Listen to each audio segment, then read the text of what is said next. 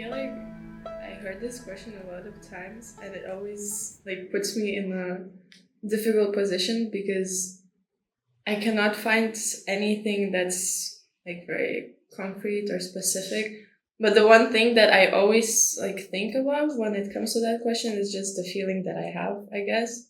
And to me, it's something that's not similar to anything else. Like the feeling is calm and very happy in a different way from any other happiness. Like I feel calm and content with everything, and it's just I feel like towards the people I love, I could give them everything.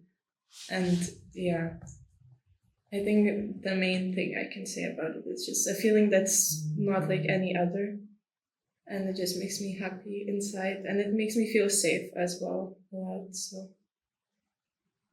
it always makes me smile. Like when I think about it, I'm like, oh, that's nice. Yeah. And I love the saying when people say, oh, when you know, like with love, how do you know that you love someone? And you just know.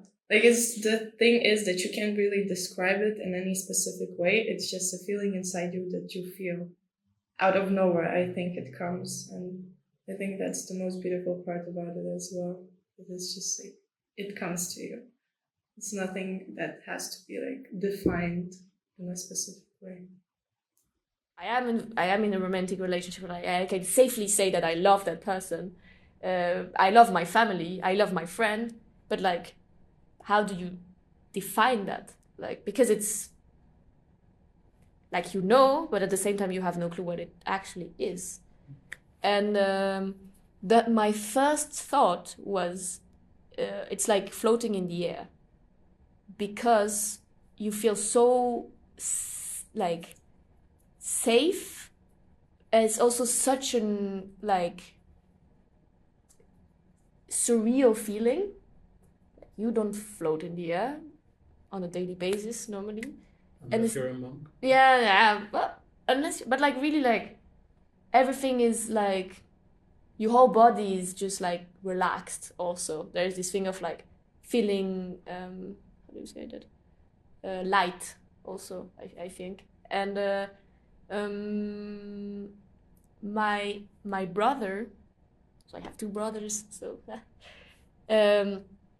the first one said it's the oldest one, put him some honey in your yogurt. And he had a very specific brand of yogurt, if you know skyr. Okay, it's like putting honey in your skyr. And I was like, wow, why is it so simplistic? But somehow I get it. It's soft, it's sweet, it's everything. It's fresh and then complex. It's just very, everything. And then I asked my mom, and she said 3 French words, because obviously she's French. You can say the exact words as well if you want. I think that's okay, cool. But it's complicité, plénitude, and I just read them and I completely forgot them. And sérénité, which is plénitude is pure bliss, it's bliss. Complicité is companionship, is being getting along very well with someone, and very, very in a very intimate way, but not sexual, just knowing each other very well. And sérénité is I said that already. Bliss and sérénité is pure calm. I think there's the English word is also serenity. Serenity, is that probably. The same thing? It sounds close. Yeah, it's serenity, probably. My English is not. No, it's a fancy. And again, I really do see that. And my other brother, okay, going through the family tree. Yeah, it's the essence of humans, and sharing your essence and your energy to the deepest level with someone. I was thinking about it, and I think this was the most difficult questions, which I thought was going to be the simplest one, because we all know what love is, and then I tried to create a coherent sentence that would work as a definition, and I couldn't. I just had images in my mind that feel like love or that look like love in my memory, but there's no dictionary definition that could come to my mind.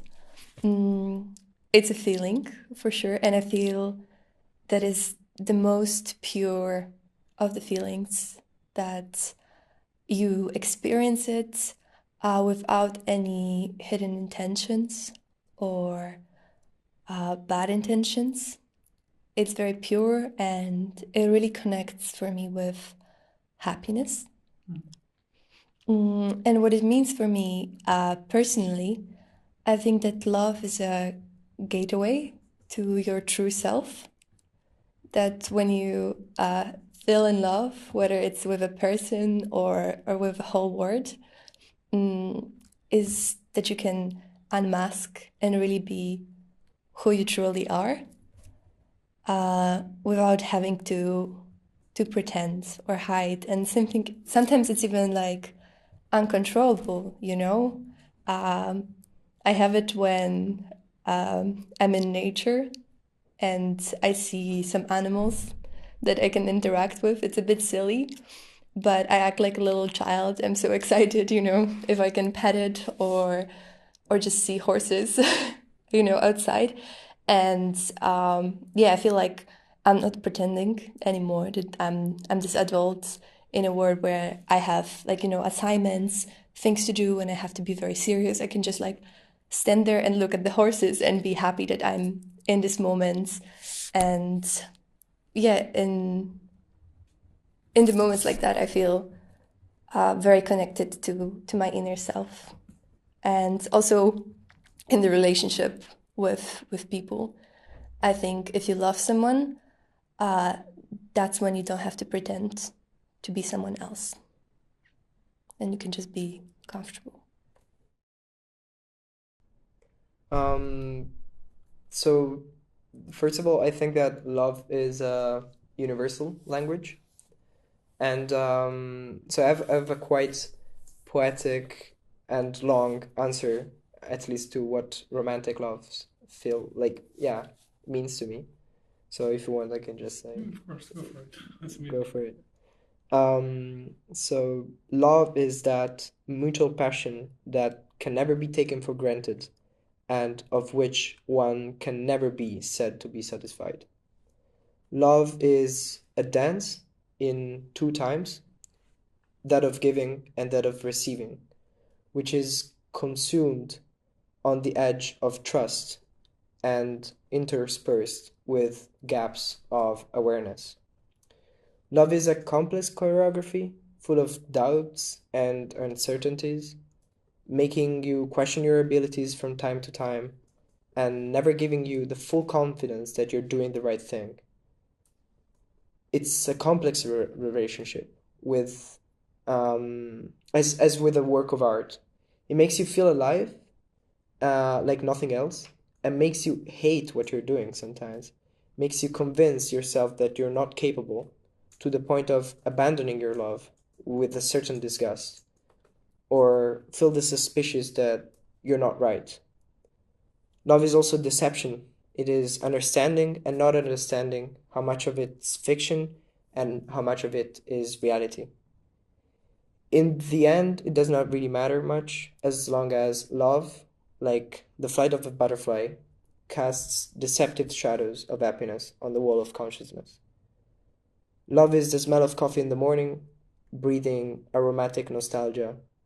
Love is a white blanket of snow, enveloping the world in a soft silence.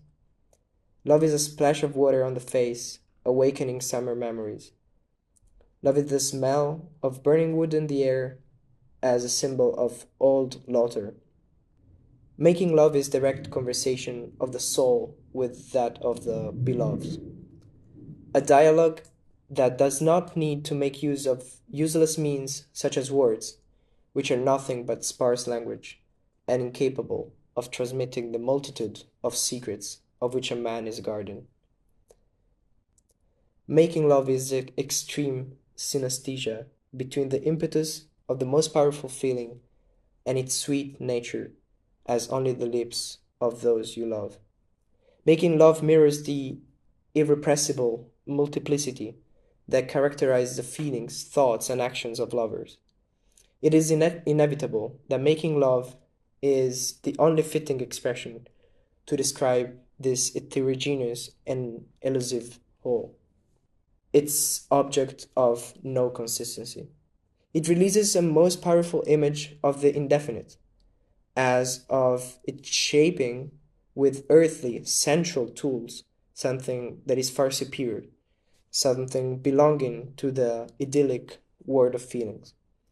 I don't think you can express the act of making love in a better way than these words itself, because love is what is being created in those moments. I can give you an analogy that I just thought of. In my mind, like love could be like a base or a structure. If you, let's say we have like a city with a bunch of buildings.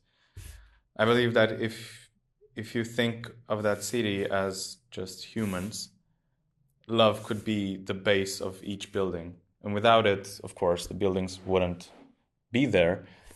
But with it, everything is like in a harmony. All the buildings are intact, all the buildings look really good, and they all like stand up tall. In a way, I see it as that. It's kind of this balance in our perfect chaos that is human lives. And there's a beauty in there. Maybe I haven't discovered it yet, and there's a lot of people that haven't discovered it yet, but there is a beauty in there that ultimately correlates to a lot of good feelings. Happiness, whatever your definition of that is, but that's a different topic. I think happiness also comes from love. And in one way or another, everybody's lives would not be as good if you didn't have something to love in your life. I think that's what ultimately takes all the things you can possibly love and reduces that to a base idea or definition. How would that impact your life in general? I was driving from work, and I was like, when it comes to love, I'm kind of like a little bird, because if you pat my head a little bit, I will then just forever like bring you trash, and that's the way it feels best for me. I don't know if that makes sense. Kind of like, yeah, I don't know. I think I show love a lot of times by just literally collecting trash from people. But like, how do I see it? It's a very, very not easy question to answer. It's very broad. But I think it encompasses a lot of things in life for me. Like I feel a lot of love for people just in general. What is love for me?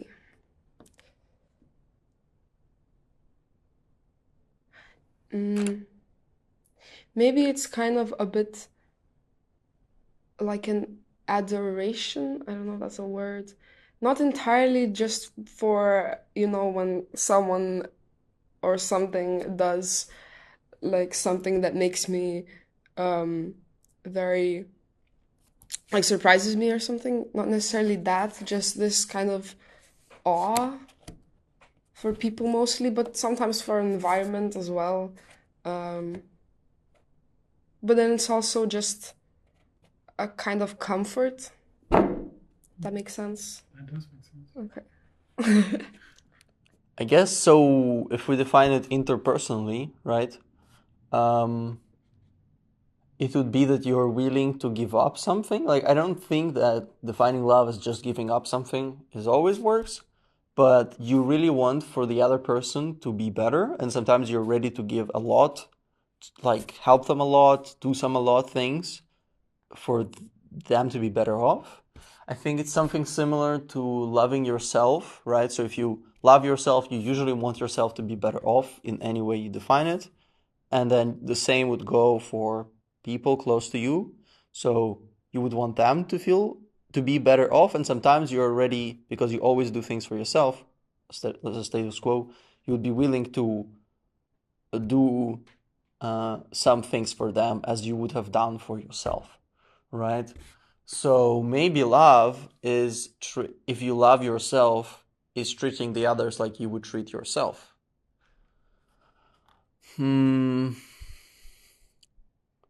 Objects. But with objects, it's a bit harder. I really love my jeans and this t-shirt and my new shoes, but yeah, it's probably a different kind of love.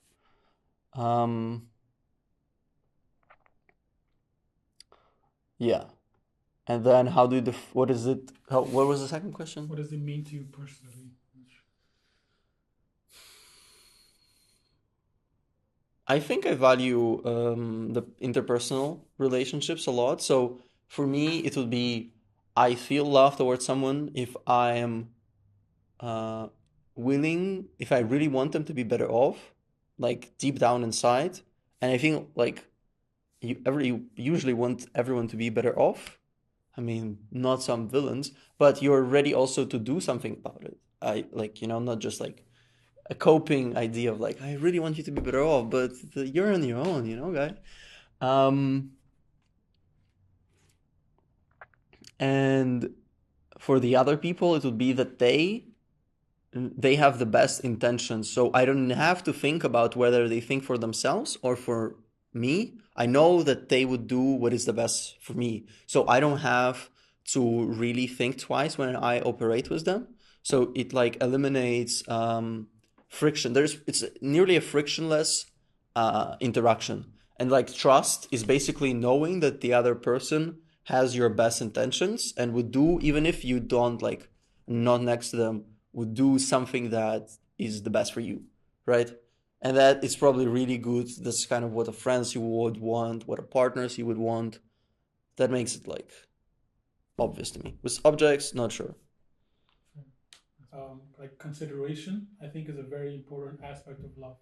And consideration is really easy. Like it's much easier to implement into like a study association or your friendships or all your relationships. Consideration. Wow, like you all, them. Thanks. Like that's really good. Consideration. Yeah, because you want to know, you want to do things, so you want to do things that the other person would feel like good, right? So you don't want to seen also, yeah. Like it's kind of like, yeah. Uh-huh. Yeah, you want to think about how the other person would feel and like yeah, exactly. So you would not, if you loved some other person, you would not do something that they would feel bad about, right? Of course. Yeah. Right? Even if you really want to do it, it would not make you happy if they would feel bad, so you don't do it. Wait, did you write that? Yeah, like in sparse moments, bits by bits. It was actually written in Italian, so the translation sometimes got a bit lost. No, damn. Wait, you wrote that? And yeah, this is mainly my it's more of I would like to evoke some images and some sensations rather than like a description, because I think that it's crazy how love, as I said in the beginning, it's universal, but at the same time it's something so private and unique for each and every one of us that I don't think you could really describe it. What you can do is evoke that feeling in the other one, so you kind of have this mirroring, this echo of what you're feeling at that moment, and then you kind of start to synchronized. It's yes, the sharing of comforts. It's not necessarily just about the comfort that you receive, but also the comfort that you're able to give. I think that's a big part of love. It's strange that I thought of myself as a bird. Like, that's the first thought I had. Okay, love, bird, trash, me. Like, yeah, that's... But also, maybe that's because I really love birds.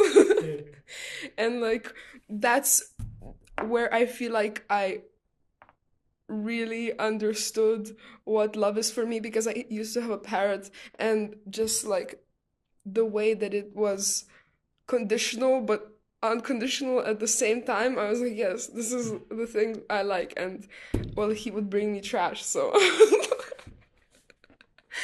perfect relation. Oh, now it makes sense.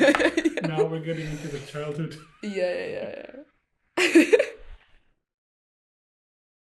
No, but like I feel like that's something of more the digital generation, because I feel like okay, so bear with me. I feel like because of all the information we're getting from everything outside, like we are just basically constantly being overloaded with information and how things are supposed to go, and like we're constantly getting advice from everything and everywhere and everyone, that if something like romantic love doesn't fit into that idea, then we are much quicker to say, okay, there must be something else for me. Because I feel like there's still this idea from a lot of people that like I have a soulmate somewhere. There's someone out there that's perfect for me. And then, but like nobody's perfect. So nobody can even be perfect for you unless you both work on it. And with that idea, I feel like a lot more people, love has to be easy. That's something you always hear, right? Love has to come easy, but I don't believe that. I feel like you have to put in work. I think both people have to put in work. And then like that idea of like my generation, that love has to be perfect, but it isn't, it never is. That kind of like comes back to the idea is like, it's fun now, but how long is it going to be fun? Because we are like, I have like Dutch idioms in my head. Like, Say them. yeah, like we are much more likely to just like, oh wait, throw the towel into the ring, you know? We're like, okay, this must not be it, so let's not. But instead you can maybe both work on it, and then it could be the thing that you're both looking for. If that makes sense. Yeah, but at the same time, it kind of makes you vulnerable. Yeah. So I think a lot of people are scared of that when it comes to loving. So yeah, it's just very brave to love in the world that we're in right now. Yeah, because you expose yourself and you just trust the universe or the people around you to accept you. Like you let go of all of your barriers and boundaries. You'll say like, hey, here I am. And if it happens that you're around wrong people, then it can, or just in the wrong time, it can really, really hurt you. But I think it's still worth it. I just want to say that in those answers, I usually refer to a special person that you're in. But I don't think that love is necessarily just romantic. I think that love can be equally powerful when it's platonic, when it's towards your friends or family members. And I think it still holds. Like, even though your family and you're like connected by blood and all of those social norms, I think it still takes a lot of effort to remain that connection and love, and to really care for each other. I think it's very important to say like I love you and I appreciate you to your parents, because you were their child, and for the most of the life you were the one on the receiving end of love. You were cared for, but now when I'm adult or even like in the late teenage years, I've learned to kind of give it back and really say, oh, like, I'm proud of you, mom, for, I don't know, achieving your dreams right now. And yeah, I think that's also love. Like, that's another connections that you have to keep working on. And it also has its ups and downs with fights and arguments and then the good moments. The type of love which is most present in my life is the love of the people I care about and the people in my inner circle, such as family and friends. And to me, that love really means everything, basically. It's the thing I'm the most proud of. It's what I feel um, bonds me with these people and what makes me understand every day who I am and who they are. And um, to me, it means feeling at your own place, feeling accepted. And from there, it's amazing because if you really do feel comfortable enough, then you can start expressing yourself in a completely different manner and really letting you become who you are. And this process of growth, it's amazing because it's mutual. Like, I do this for the people in my inner circle and they do it for me, and we're kind of growing and developing together. And I don't know, like, before meeting you actually, I didn't think of this as love. I didn't really have a, a name for it. I was just like, like, it's pretty cool when people feel confident enough to step up, confident and responsible enough, because like love comes with responsibilities. Um, when people feel that way, um, something truly magical happens, and that's where the real changes come to be. And my goal in life is to actually, one by one, community by community, not shooting for the stars, but like letting it develop in a natural way, expand this concept as much as I can, because yeah, I feel that can be the biggest contribution I can give to humanity. Recently I've experienced like a new type of love, which is love with friends, and it's very different. Like it's like also this feeling of comfort and like being where you also this thing of like being where you should be, which is a very rare moment in lol. Not very rare, but like not very rare. But like to completely feel that you're completely comfortable there, it's not like every all the time. I don't know. So and like completely again having this feeling of being understood as well, and wanting to be with that person. I think is something also that I've discovered recently, like of the fact of like, I mean, with friends, because with my lover we're doing long distance, so I constantly wants to be with him, except when I'm with him. That would be a bit weird.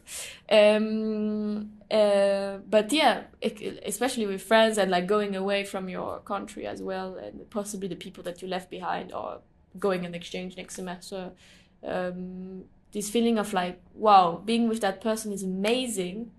And I want to have as much moment as I can with that person, which I think is really beautiful as well in this different type of love. Perfect. Yeah, I think you have it. You have it. Also, I think Rick Rubin said something about the relationship you want to have, like partner wise, right? So he said like your relationship should be like the most safe place ever. So you should. He was saying that you should go out and explore with your work and like be like kind of a warrior where you explore some unusual ideas and so on. But you know that there is a stability and safety where you come back home and none of this matters and like It's just like the most safety net you have. So, and you're willing to go and explore bigger challenges once you have a really safe part at home. So you definitely have it. But if you love one person, then you start loving like everything. That's what I'm saying. That's exactly where I was going with the sentence. It really, like, you could, if you really love one person, then it's like it opens up everything. Like, it doesn't even have to be a person. You could just start with nature. You could love nature, and then you could start loving people, and then you could start finally loving yourself. It's like, there's a weird, like, it just grows from there. It's really freeing. Yeah. And really opens you up for everything. So like making people feel like they belong and like they're responsible for what they do in a community, so that each individual and the community itself can grow together. If we continue with the building analogy, of course you're going to get earthquakes, you're going to get struggles in love, and who knows, maybe, I don't know, your building might collapse, but you just have to keep rebuilding until someday, sometime, that foundation is perfect or close to perfect. And you would also rebuild with more love. Yeah. I feel like romantic love should be like coming home. So That's a quote. That's a quote, right?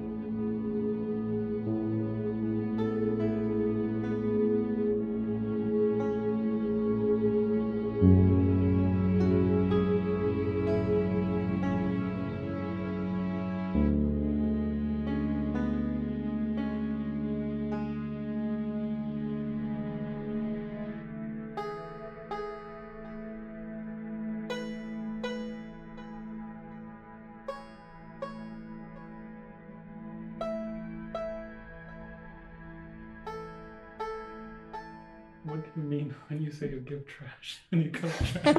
I feel like that's a metaphor, but maybe you just collect actual trash. No, I do. It's not a metaphor. I do. Like, I just in general, like, the way I can tell that I like people is that I start collecting things from them, just like, I don't know, very random stuff.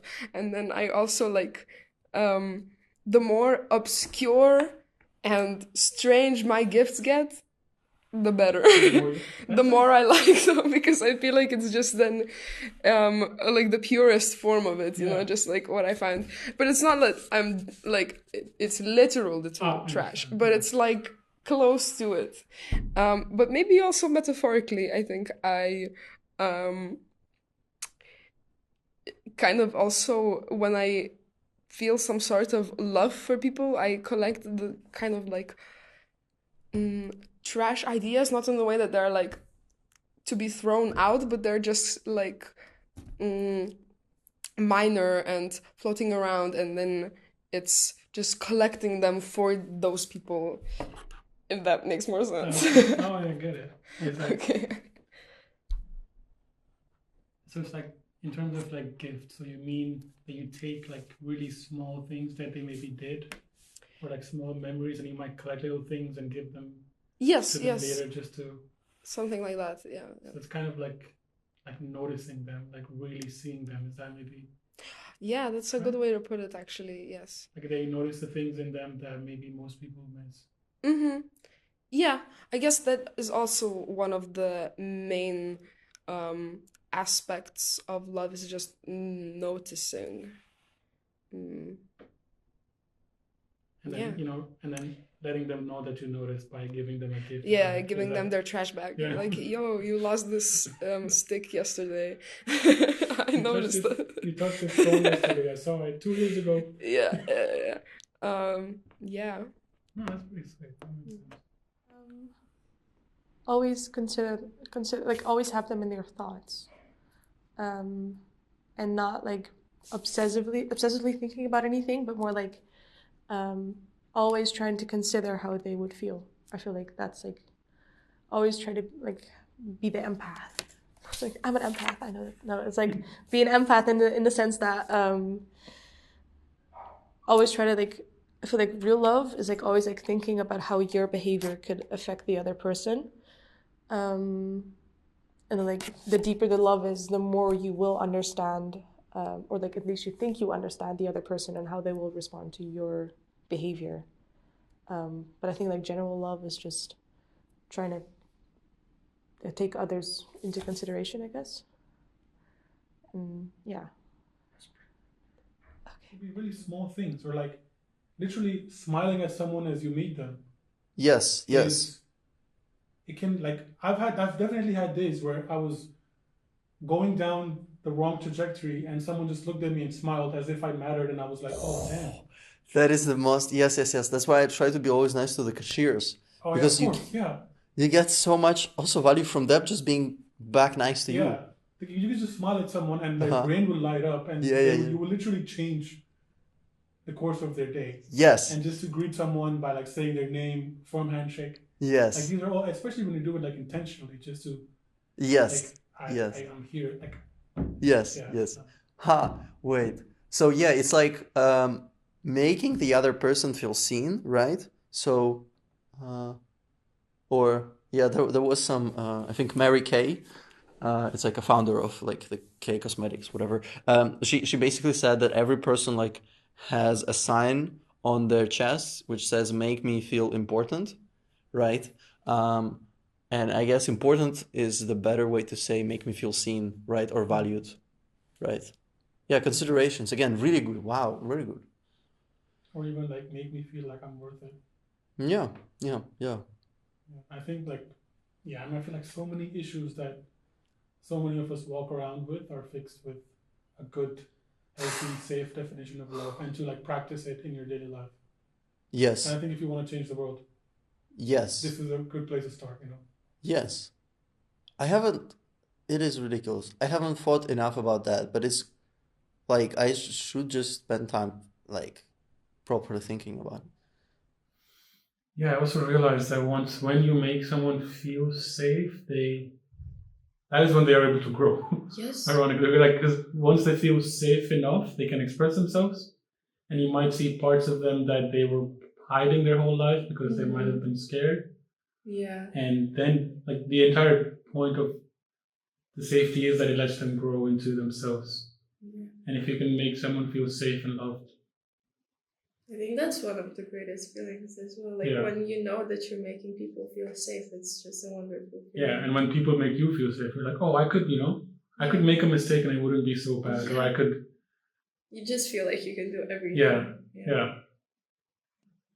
I actually I think even yesterday, I had a conversation and it was about another couple that I just saw on TikTok, and it was like some trend that they were doing, but the main thing was that they were fighting like the whole time. Like it was about food, like you had to eat the food as fast as you could, and then the couple were like mean to each other, like they did not care about each other, and they were just like angry and frustrated. And to me that was very surprising, because I was like, aren't you supposed, like, when you're in a relationship, aren't you supposed to be supportive and caring, and like you would want to make that person feel safe and loved, and calm? And that, I know it's internet, it's like trends and stuff like that, it's very different, but I guess it just gave me the thought of like, I really don't understand how people in relationships think that is love when they basically hate each other.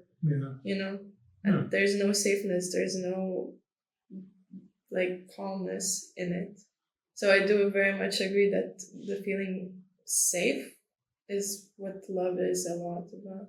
Yeah. I've also realized that it's not supposed to be wild and entertaining, it's supposed to be calm and safe. Yeah, exactly. Right? Yeah, I love that. Yeah. I mean, it is still fun. Of course. Of course, yes. A lot of it is, but I guess when it comes down to everything, especially to the tough moments in relationships or friendships, like any kind of relationship, it comes down to the calmness and to the bond that you have, and that's not fun. It's like you have a lot of problems, you have to overcome a lot of things with people, And if there is true love, then you're gonna handle it calmly and safely, and then you're gonna overcome all those things. And otherwise, I think like if it's just like fireworks, as they say all the time, then it fades out, and then what? And and there's the downfall. That I think that's when a lot of people like part ways. Yeah, exactly. As well. Like even for yourself. So this I read in a book where it was like the more self-compassion you have, the less afraid you are to try, because you know that if you fail, you will be there for yourself. So if you're like extremely mean to yourself, the more scared you will be to fail, because you know that you have to come back to yourself, if that makes sense, right? Yes, you're definitely. Scared of going home and absolutely, then realizing. absolutely, And I think absolutely. Doing that for someone else is the same thing. That if you give them that like safety net of like, you let them suffer. It's not like you take all their suffering away. Right. But you give them that, dude, I'm here. Like right. I'm here. It's gonna be okay. Ready. Yeah. Like I'm always here in the middle of the night. Yeah. And so like whatever happens, I'm here, I'm there. Like you don't have to really worry, man. You know, I'm in your corner. Wow, okay, safe is such a fucking good word. I never fucking connected. That's my favorite word. No, safe really hits it. Really hits it well. Yeah, I mean, and the same applies to yourself. If you're safe with yourself, of course, exactly. You're great. And if you make someone else feel safe, that person. I never understood when people said to me of like, oh, do you love yourself? I'm like, how do you encode it exactly? Like, right? Like it was weird for me. But do you feel safe? With yourself. Washa, that's good. That is good, right? That is like, good. That's the weird thing. Like all of these transitions into self-love and love with a girl, a partner, with your friends, with your family, with like humankind in general. Damn. That's why these topics are so cool, because you can just extrapolate them and just go across layers, you know? But also like, okay, so friendship wise, right? Obviously you want to make the other person feel safe for who they are, that they don't have to do something, right? And then building a good groups of people is around building some level of safety so they can go on and do like bigger challenges. Yeah. Fuck. Like, yeah. And I think the same applies to like, knowing your mom loves you. Yeah. So you're like, okay, I could mess up a little. I might, I could make mistakes in the honest attempt of trying to grow. And even if I fail, I have that, safety back home. And I have that compassion waiting for me. I just feel like it's okay. Whatever you do, it's okay. Because they love you. You'll be fine. Yeah. And it's like the love is like, sometimes people think that love is, oh, I love you because of that or because of another thing of your qualities or what you do.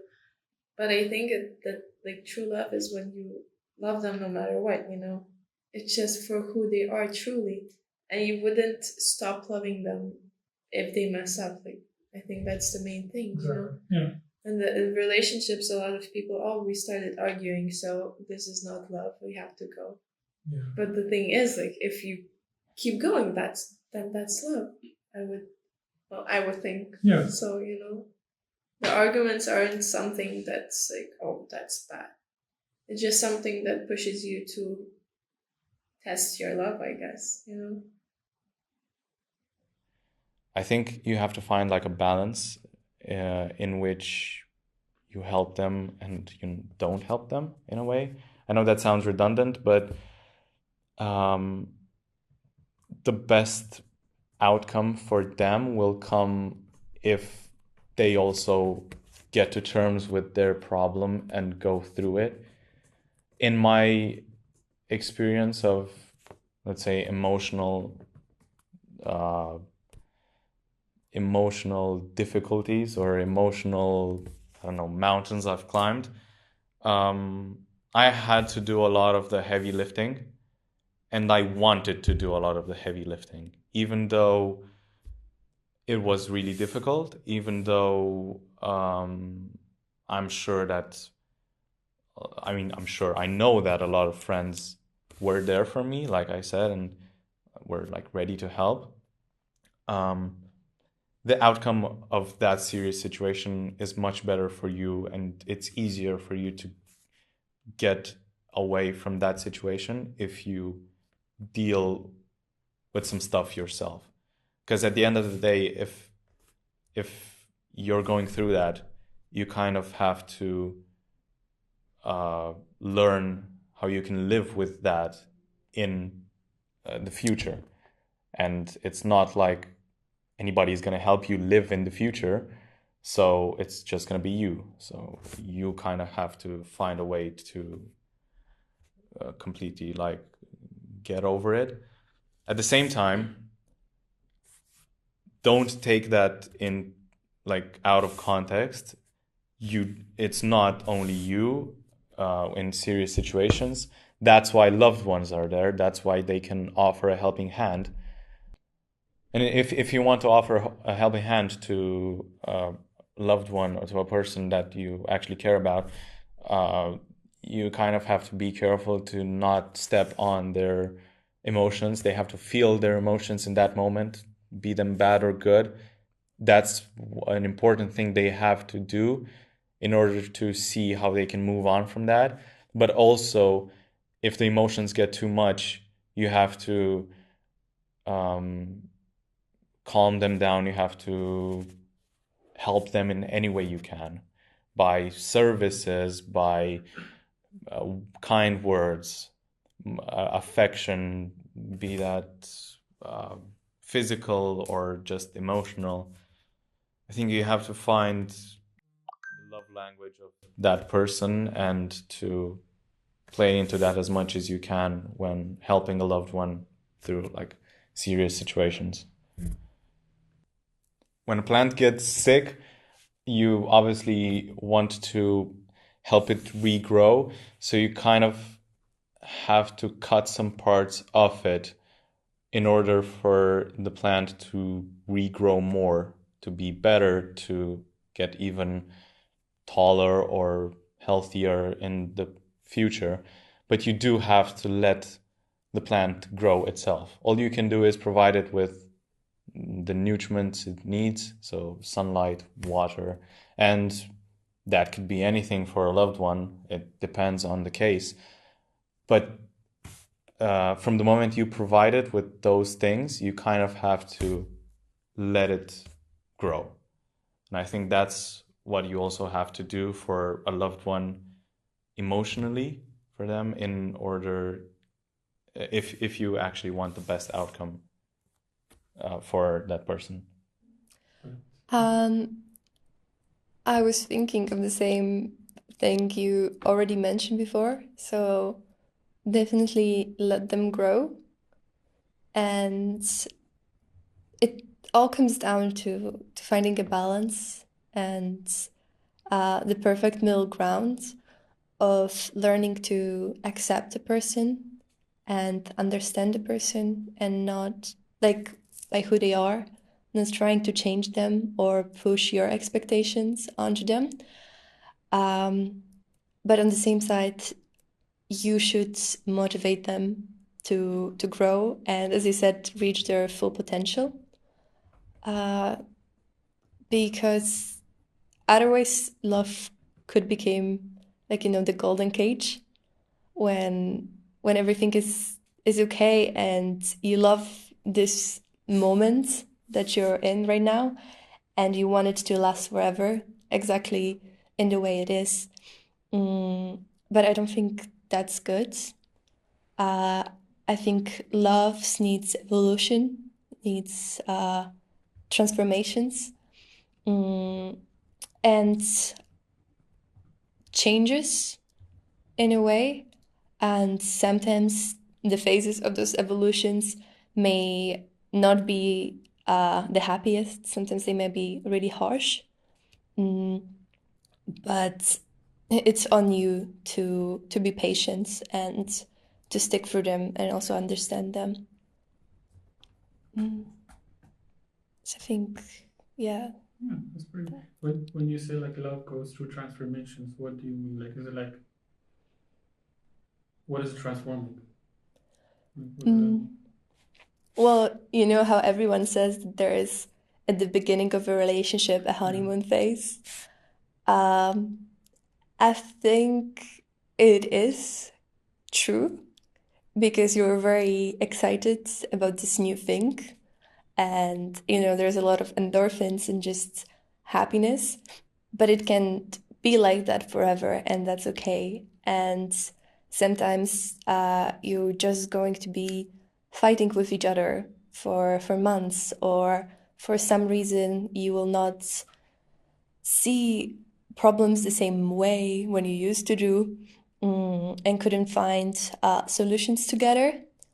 And a lot of people might want to give up at that point, but I feel like if it's love, you should know that there is a future afterwards. This is just like one of the downhills, but afterwards it's gonna go up again, and you'll have another honeymoon phase.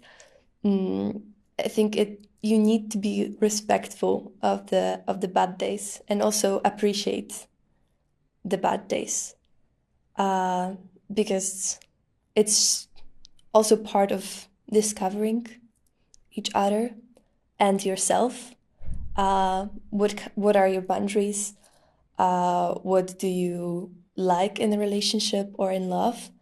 So even if those moments in love sometimes don't feel very good for you because they're not easy, I think you should be patient and work through them, and really try to understand what's going on and why is it happening the way it's happening. Yeah, for someone. The main thing that comes to me is support. And I think that with that, like, comes everything else as well, because when you support, you help out each other, and then you're just always there, you have their back. And yeah, I think mainly support is what drives love. And I think that it combines everything that you also do for the people you love, because you do that out of love and out of the want for them to succeed. So you like to be their rock and like to be there for them no matter what. And I think support is the best thing you could give to people. And that's what drives them as well. Nice. So it's kind of like to want their growth and to want to do your part in their growth. Yes. Because, like, you can't, as they say, you can't hold down the people you love, even though you would like them to be around you all the time. But if you truly love them, you would prefer them to grow on their own, or like go out in the world, meet people, and do their thing. And your love is just what lets them do that. I think that's a very beautiful thing that you just said. I never really thought about it that way, but it is so big, and it gives so much to people. Yeah. Like, and because the way you talk to them and the way you view them, they will like become that in their mind as well. I like that. So you should find things, and I think I have a better answer for that. You should find things that they're missing in their life and you think are important, and give them to them.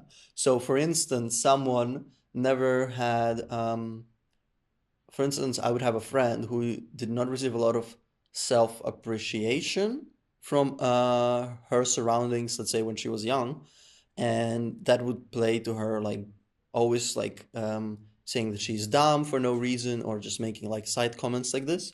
And if I were to love her, I would try to fill in that gap, because I think it's necessary for people to, let's say, appreciate themselves. If, let's say, the other person appreciates themselves relatively well, let's say I love my brother and sister, and I think they're relatively good appreciation levels. My brother definitely better a bit. But he has like high, yeah, you might ask questions whether too high, but yeah. So then the question becomes, what is kind of an important part of their life that they might not have yet, but I have a general idea of how to help them and get it, right? So then that could be, for instance, for my brother and sister, finding something that they feel is important in their life, finding their like craft that they would like to do within their life, finding maybe something mission, finding some passion, right? So like helping them to explore ideas around that would be how you show love, because you think this is the most missing part. So so like for instance, okay, we can get quite technical. So for instance, any system usually has some variables which are constraining the other ones to grow. So let's say, we can even, let's say, imagine the person is a system, and there are some variables which maximize the function of living a good life. And you can choose the variables, of course. Let's say you want to be healthy, you want to have good relationships, you want to have good work, and you want to contribute to others and grow. Now, let's say you have health problems, right? Your health problems limit how much good of a life you can live, right? Because let's say you are so unhealthy that you might like die really young or something. So you would want to solve your health problem. So you can apply that to Jesus Christ. You can apply that to the other person life, right? You can ask them what is their main constraint that doesn't allow all the other ones to grow. Because if you have good health, let's say, you'll live long and you can then explore good relationship, work, and so on, right?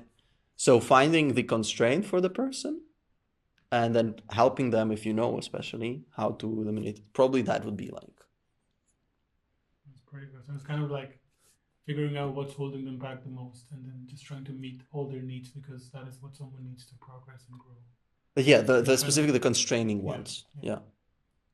Oh, that's my can for that. And I was like, I think that might be it. I think there was the element of growth is extremely important. So wanting the other person to grow, and you could ask, what does it mean to grow? What's the point? Those are good questions. But to me, it was like, no question, like the element of sacrifice that you mentioned, the sacrificial element of wanting the other person to grow, and then basically being willing to do anything for it. Yeah. And then doing that on a consistent basis, and that's where the trust comes in. And I mean, the impacts of that are insane, right? So insane. Yes. Like, it's such a good return on investment, you know. Yeah. Like it's a small business. Yeah. I mean, that word, like, it sounds businessy, but I think return on investment in the sense that both people are so transformed. Yes. Transformed, right?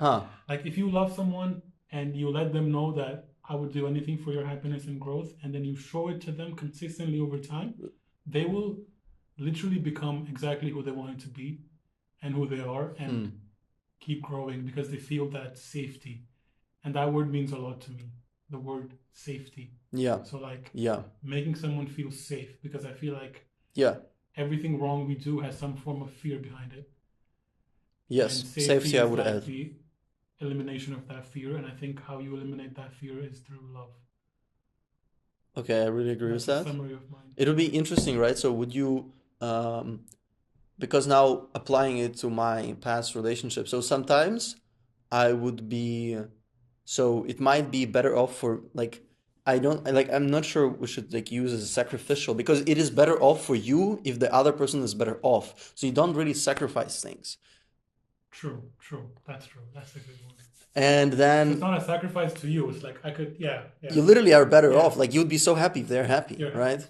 And then, I'm not sure I would agree upon that they should never suffer. Like I like, it's interesting, right? Because let's say when a mom really loves a child and she's like, oh, they can never, like, you know, they give everything on spoon to them, so they never go through any hardship. Like, I'm not sure that is a true, like, this is not how I would express love, because I would want, I think suffering usually, like growing usually involves some level of suffering, right? And it's usually actually beneficial, and a quite good life is to some extent quite stressful, right? I agree. Yeah, I think I had similar things with my past girlfriend, where she would be like, yeah, and I started going to kickboxing and I'm like doing mentally so much better. And I would be just hearing it and like my fucking, I'm having like literally the best time of like, you know, our relationships, like literally because I see her like telling how she's much better. Yeah, it's funny. So for example, I'll pull up this example from my personal experience because at some point I have to, you know. I don't know if you're familiar with so like basically during my last year of high school, my school collective decided to occupy the school and we were in, as a sign of protest against the government who was not listening to us, and the fact that we were very tired of like having 2 years with basically in our teens with basically no social life because of like strict corona policies that other countries were not really enforcing, but Italy, my country, was still. And so this is really in a nutshell. There was like a lot of thought behind it. There were a lot of actions that we took before actually occupying, because that is quite extreme act. But once we got into there, the people who were organizing the occupation, at some point, without even realizing, people were relying on us so much that they were posing to us questions such as, this has happened, what should I do? And this defeats the whole purpose of a collective taking an action. No one is responsible except for the collective itself. There should be no hierarchy. Even if someone is the leader and someone is just taking part of it, like conceptually, they should be on the same level, but doing different things. And that, I think, is the most successful community you can have. And we go back to the feeling of belonging somewhere, having the responsibility for what you're doing. Because like whatever you're doing in the community, if you feel like you're contributing to something, you also have to feel responsible for what you're doing. And then this blends into This blends into a nice working and loving environment in which everyone is free to express themselves in a nice way. So all of this to say that we didn't really know how to change this, because like it was very natural for people to ask us and for us to answer, because like we had a bit more information because we've taken part of the whole process from the organizational point of view. So we were overlooking, and there are those people in all environments. But our solution to this very complex problem, because everyone had different needs, there were very different people with different levels of involvement, and it was very hard for us to conceptualize this. But the solution we came up with was incredibly simple and beautiful. And we started answering questions with other questions. So the idea is that I don't step up to give you a solution, which implies that I have some kind of answers that you cannot have. But we mutually work, questioning ourselves. I might have some knowledge, you might have other knowledge. And we have an exchange rather than like an imposition. And we collaborate to reaching that goal. What did this lead to? So we had a very ruinous night in which like we had 900 people at midnight in the school for a party, and we really panicked. We didn't know how to act. There was a police knocking at the door. We didn't know where to fit them.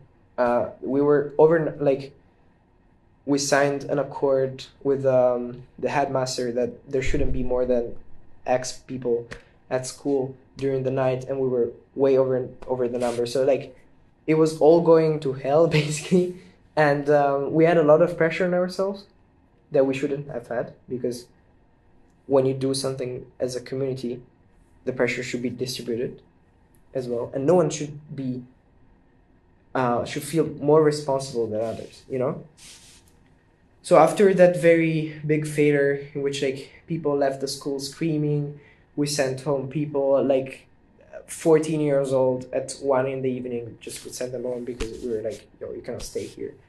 That was one of my biggest regrets in my life, but at the same time, it's one of the nights in which I learned the most, because we stayed awake till 3 in the night, and we talked it through, and we came up with the solution of asking answering questions with other questions.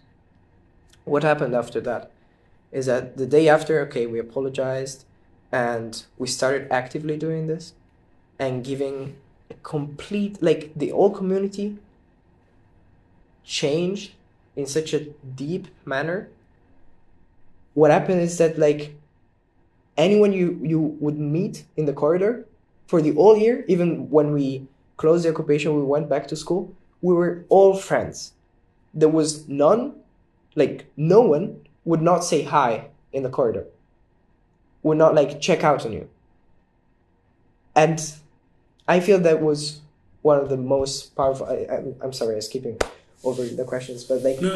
I feel that was really one of the most powerful realization of love that I've witnessed in my life. So how would you summarize it? So it's so a shared responsibility, a safe environment, sense of belonging. yeah, and then that is what makes people get closer together. So instead of having like instructions or do this, it's more of a dialogue, and then you because of that you also get further. Yeah. And the incredible thing is that so for the first 2-3 days, the organization team was kind of stressing out because we were like rushing from one activity to another. We had like more than 40 activities per day, which was a lot to organize. We hosted like the mayor of one neighboring city. We hosted like politicians, writers. There was a lot going on in the occupation. And on top of that, we would also have to take care of all the logistics. So we were like basically drained, and we were not even like fully enjoying the experience. But after we started to act in that specific way, like people were starting to clean without you telling to do so, they really felt like they had their role, they belonged there, and they had a responsibility to make all of this as beautiful and successful as possible. No, I think it's really good. It's like a community like that is kind of like a union in the sense that everyone is one, but at the same time everyone is an individual. Exactly. Yeah. And I think that if you manage to reach that, that's optimal like that's progress. Like the highest. Really, it's relatively easy to do in like such an environment. My life goal is to bring this concept to any community I am in. There is a unspoken rule. I'm going to talk right now just for a romantic relationship, for example. There is unspoken rule of what you should do for your lover.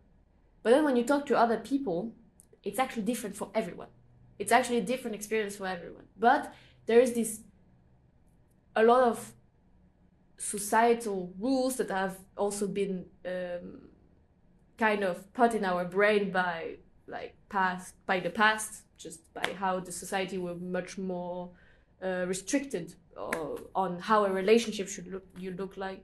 Christianism and religion in general, don't get me wrong. I just apply to what I know the most.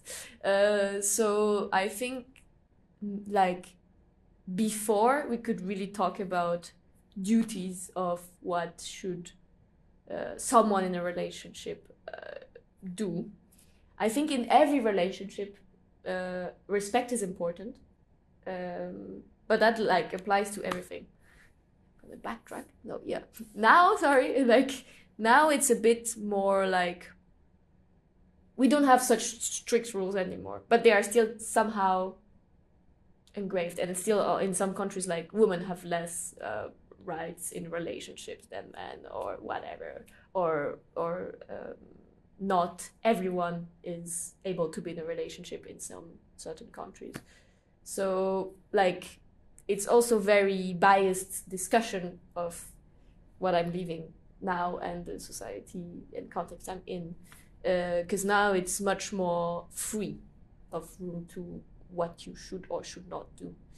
But for sure, for someone you love, respect, and for anyone, actually, even someone you hate, respect is like one thing that I would never derogate, like never. Someone that is not respectful to me, that like I don't know, there is no point in having a discussion even, because like you don't respect me, so you don't care.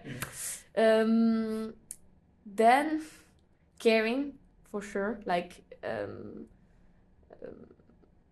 and that applies in also most loving relationships with friends, romantic, and like what does that mean to care?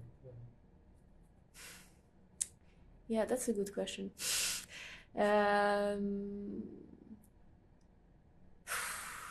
The thing is that I think a lot, like everyone has a different like definition of what it is to care. For me, is you don't have to make it too abstract. You can yeah, just say like, okay, this like, is the person I care. So what? Yeah, what I do care think? about.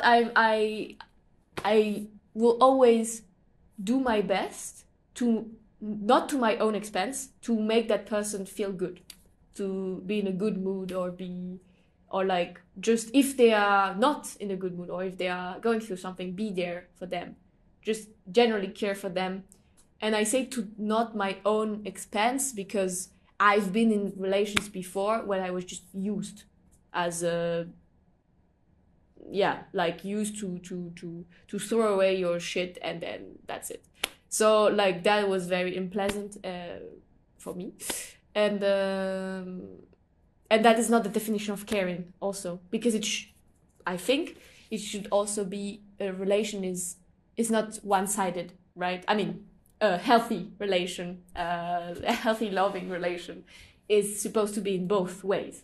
Or if you have defined the rules to be only one-sided, then it's like that, you know. But if it has to be spoken that it's a certain way.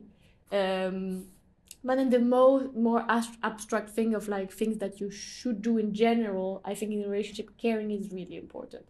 Of course, again, not to your own expense, because if you're not taking care of yourself first, you cannot take care of other people. Like, it's actually, sometimes it's very easily to forget, and it was reminded to me a few days ago or weeks. I don't remember time. I have no concept of time.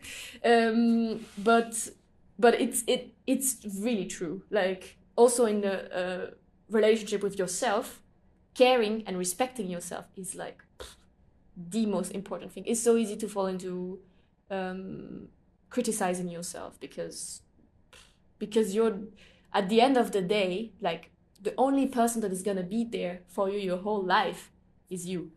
It's a bit sometimes for some people harsh to listen to, but it's true. Like for your whole life, it's only you. Only you who will love you, not in that sense of like only you who will love you. Like no one is gonna love you for you.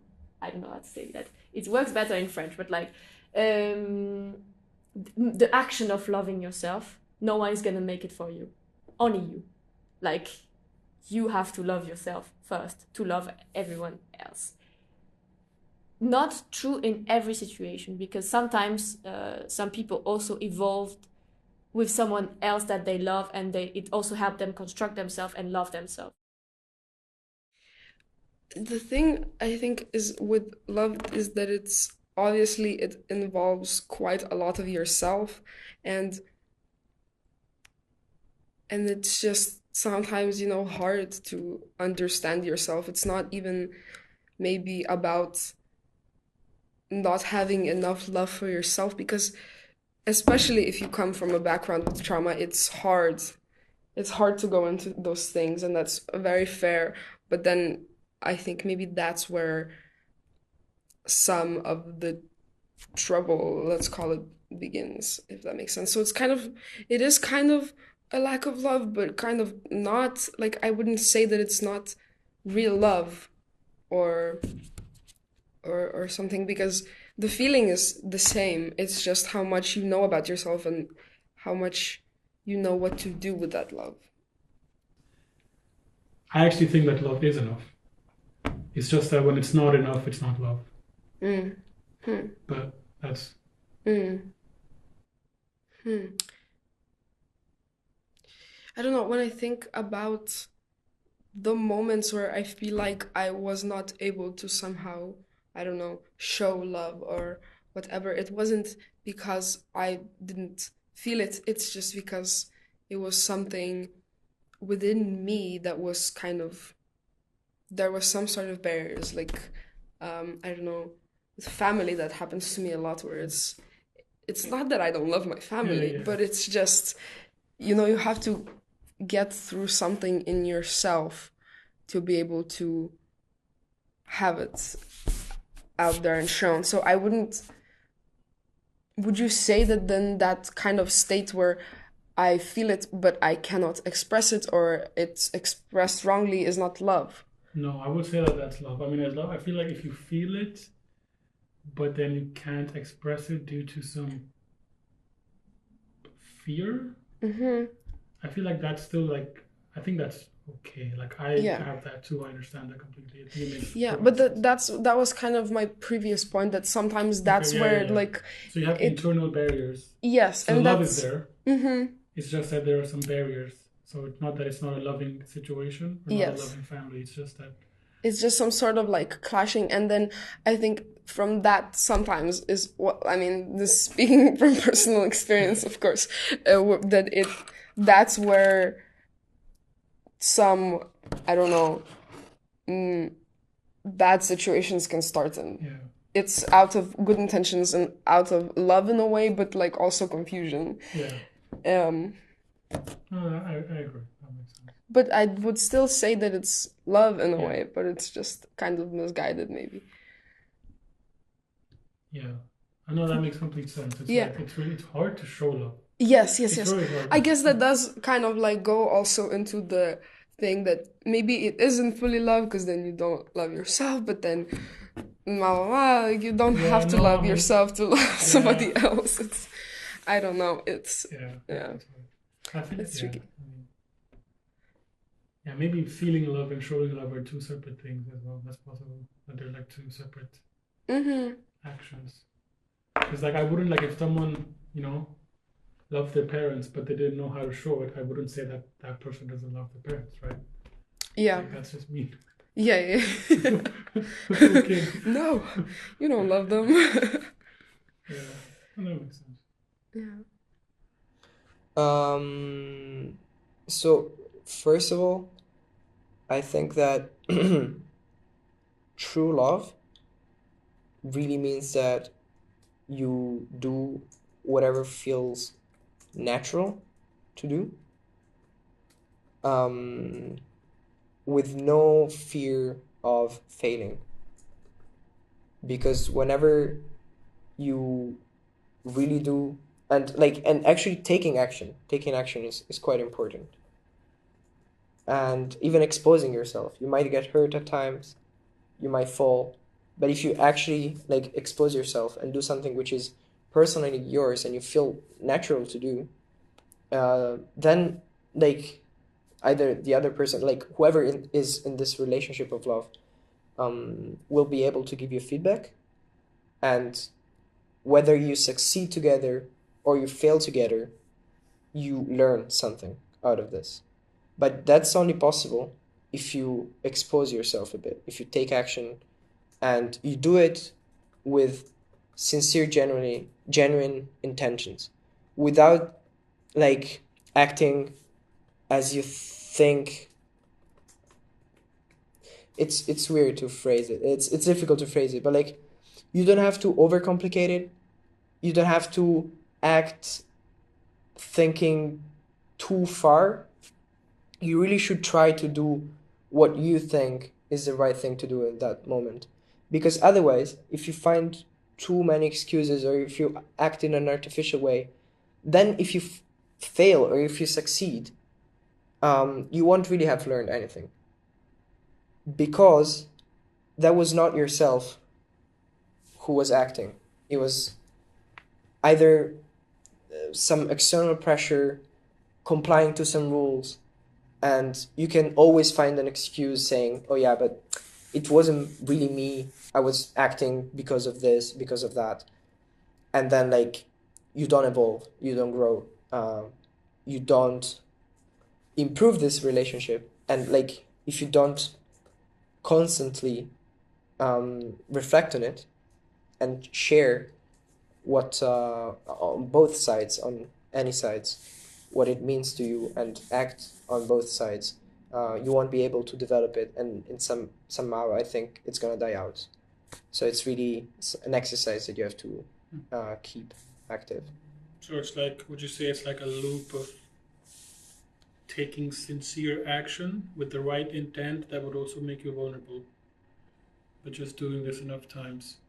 Because only then will you get the right kind of feedback. Because if you're wearing a mask and someone loves the mask, then they don't really love you, they love the mask. Yeah. Like if you act with a mask, then they either love you or they don't. But also, in either way you lose. Also for yourself. Because I feel like you can understand a lot about yourself if you act in a genuine, natural way. But if you start to comply to certain rules or certain games, or like both in a community, if you like try to comply to a role, you say, okay, I'm the leader, or I'm this specific figure in this community. You're not really acting as yourself. You're trying to do something else, and then like you do, like you're attached to a different identity, and you're trying to but fit the role. Yeah, like. exactly. And so like whatever happens, you're never fully developing yourself. Yeah. You're developing a character, and then you don't learn how you should behave, or what feels good to do, and what works, what doesn't. So yeah, I think that's very So like the more you act out of a character, the more you feed it, and the less you feed yourself and the true relationship that you should have.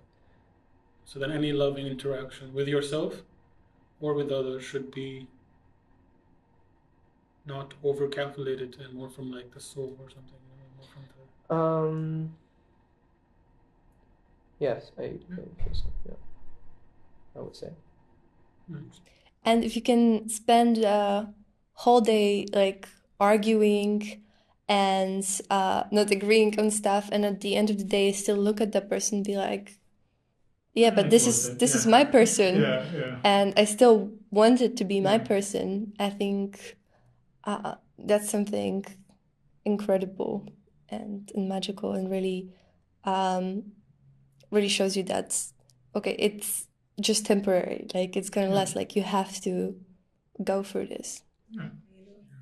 Yeah, I think that's like a big part of this is because you become very protective, and if they're hurt, you're hurt, you know, like, and then anyone says something bad about them, I'm like, hey,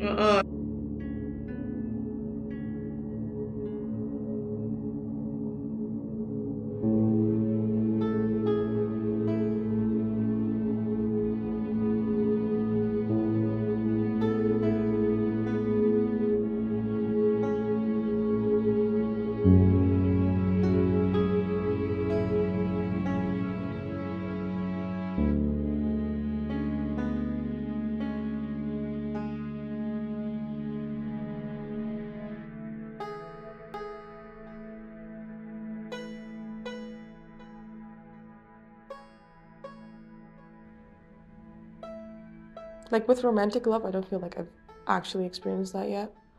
But like with friendships and stuff, I feel like that runs so deep, especially since like I'm becoming older, I'm growing up, I'm becoming an adult. So like just like remembering like especially my friends from high school who I've known for like 8 years now, you know. That love runs so deep because you have such a deep connection with I feel like okay, it's like I feel so much love for my friends. I feel like that's like in general, and like also like with becoming older, like everything gets put into perspective, because when you were growing up you always had like this expectation of how things would go, and like of course like when you're like in high school, like, oh, we're all going to uni, we're all going to this stuff, everybody's like gonna like go other ways, um,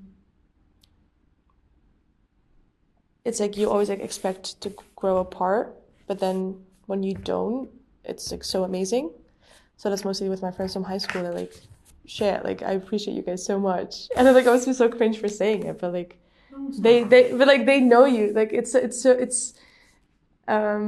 so weird for someone to know you so well, if that makes sense. And I think that weird feeling is also like affection and like love and all that kind of stuff. Very recently, for kind of the first time of my life, I felt lost. I felt like I couldn't really find a direction, and I kind of lost the confidence that has always kind of distinguished myself, because I'm quite confident of my means. But all of that seemed not enough because I couldn't really find something that was worth pursuing. And I felt like I still have some time here, but like university life is only 3 years, you know. And I found such a beautiful environment here, that just the thought of it ending was quite unsettling for me. So like, yeah, there was. I also had. I went through a couple of bad experiences recently. A family friend at 20 decided to take his life. So, you know, there were a lot of factors. I felt like really life was going in a weird direction for some reason. Um, and yeah, I didn't have I don't have a girlfriend still. So I reached out to my friends, you know, my friends and my family, my inner circle. And like the amount of love and support and really the type of like how they manage to make you feel loved and appreciated and supported really made me realize that all of what I was doing was worth it, and it kind of made my demons slowly fade away, and I really realized that that is the most important thing I have and the thing I'm the most grateful for, the one thing I can always rely on, and one strong reason to keep going, and a very nice push and drive. It's just that, yeah, you know, like life is good. I have a lot right now. I'm very grateful for all of these people, and the experiences I'm sharing with them, and the way we learn and grow through talking to each other, and it really it's amazing. I don't know. I was kind of scared, and it all went away, which is incredibly powerful, I think. Yeah. Like, almost unexplainable. So, like, what were the characteristics of what people did for you that made you feel loved and appreciated? Like, did they empathize? Did they give you a solution? Did they just sit with you? Like, how would you describe those interactions?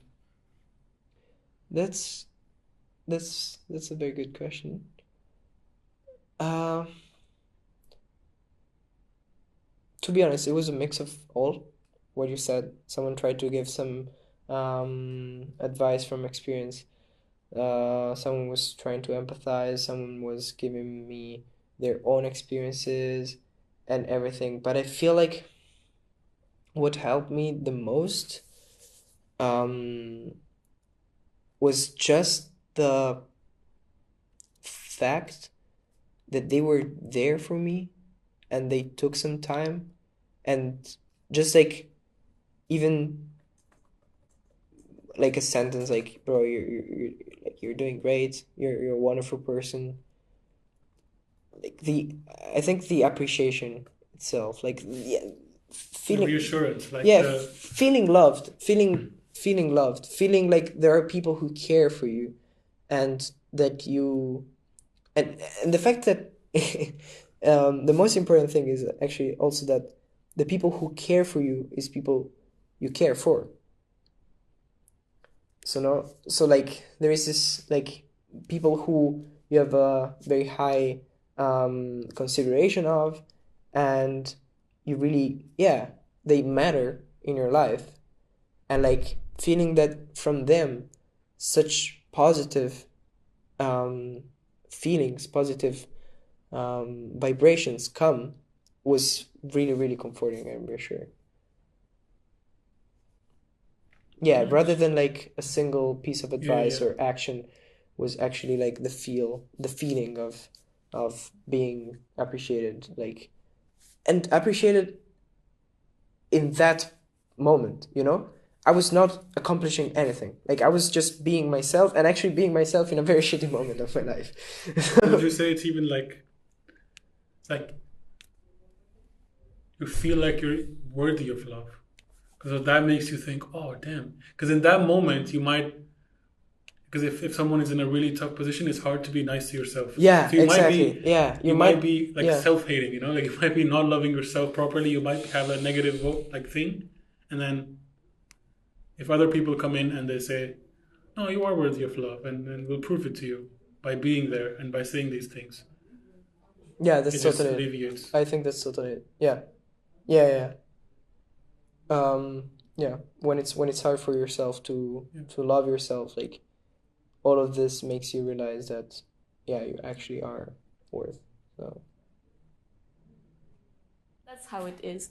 And I think so it was really about this thing of like wanting to be with that person that made me realize what is really love. It's like you actually want to spend time with them, care for them, and like every time you're with them it's just an amazing experience. So you want to be like, everything is just better, and it has been proved that like when you sleep next to someone you love, you sleep better, you have reduced stress. Again, like yesterday I had a friend who was revising for her social brain exam, and she was like, okay, like also when you look, that's a very funny fact, when you look at a picture of someone you love and someone hits you, you feel less pain than if you don't. That's crazy. Like, whoa. So like it has so much benefits, so it makes sense that when you are with that person you want to stay with them. And that really what made me like fully understand what actually love is, even though you can never fully understand it. Again, it's my experience, like it's probably other people like have different ways of how they kind of understood and how they see it. I would also, when I was younger, paradoxically read a lot of like romance and stuff, but it was very different. Like I liked reading about it, but feeling it was a completely, or maybe I was still, I don't know, I was maybe looking for it at the same time. I don't know. It's I think it's something that also every humans look for, which is arguably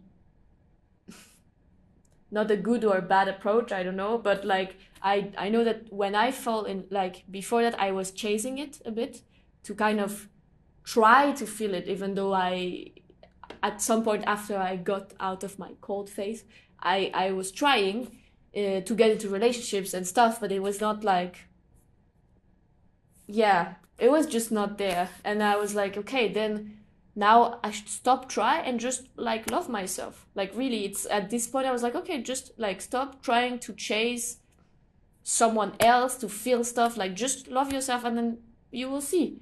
And then literally like I had this thought in like July or something, after like having like kind of the relationship with a boy, but it's not really a relationship, I don't know. I guess like, okay, stop like chasing people, just love yourself. And then literally in August, the same month the same year I met my boyfriend, which was really crazy. Like the moment I had the thing of like, stop chasing, then it fall onto me, literally. And I wasn't like, at the beginning, I didn't even want to get into that relationship. I was just like, yeah, this is just a fling. Like, I don't care. Like, it's not. But then, that man, that's another. He stole my heart. Yeah. Yeah, that's kind of my perspective. And now, like with friendships, I realized that like, yes, you can find people that also care for you and that also understands you and that also try their best to make you feel your best and be your best, and that you evolve together instead of someone being jealous or dragging you down or just not being there for you or just like using you. Like all of this can happen in relationship, and any kind of relationship actually, even family, which is but yeah, like but it was really a discovery of when I moved here. Like also people, so I always felt like I was a bit like never really aligned with my peers, like always a bit too mature or too like, I don't know, there was always some kind of things that will not match. And when I moved here I was like, oh wow, you can actually find people that are like as like you, and that they are as passionate about something and interesting and interested and just like generally nice people, which is awful to say. It's not to say that I've never met nice people before in my life, that's not true. But people that you really want to connect with and you really care for, and you really like, oh my god, that person, like it's really hard, this thing of like, there's like, yeah, romantic love and like friendship love, but like, oh my god, like I love them, like wow. But it's because of also how kind of very cliche again societies construct, like it's not very separated, but at the same time there is a lot of expectation of what romantic love is. Like it should be a relationship between two people that like are exclusive to each other and that live together, for example, I don't know, like or in certain close-minded people that are like of opposite sex or blah blah blah. Like it really, like I feel like also in middle school and stuff like this, there was a lot of expectation of what romantic relationship should look like or even friendship sometimes. Like for example, you should hate your ex. No, like there is no, when you think about it, like except if he did something really shitty to you, why you should hate him. Like there is no, or hate them. Like it should, I don't know. It's a lot of it for me. It's really not understandable still of what the idea of the people have for a couple or for friends. Or for example, something that I lived a lot. I have always had some guy friends, but not always like being mistook. Like I've also experienced the fact of being mistook as a couple, which like is like you can be friend. Like it happens, but still, like I think some Livia told me, like for some stuff just society is not ready, like it's not ready for accepting everything, and we are still in those kind of like some, even if we like to think that it's getting better, it is, but in the back of the mind of the people it's still very like, I see that talking to my mom, for example, or to other people, like it's still fairly new that this discussion about love and what it is and the openness of relationship has been open in our society, Western society, kind of. So I think I kind of rounded everything. Yes, I was. I had a partner, and for her to be better, we had to break up. So for her to be happy, we had to break up. Even though she would love me very much and I would love her very much, it was causing both of us pain. Just like interesting. So you can love someone while you're not being happy, like you're not causing each other's happiness, or like when right now in this moment it doesn't work. So yeah, when I would like write, text her a message and would be like, actually, while writing it would be like, I'm actually ready, like I would just want to do what is the best for you, and I think literally this is the best thing, and it's obviously inflicting so much pain on her and on me, so yeah, you understand some levels of love. Yeah.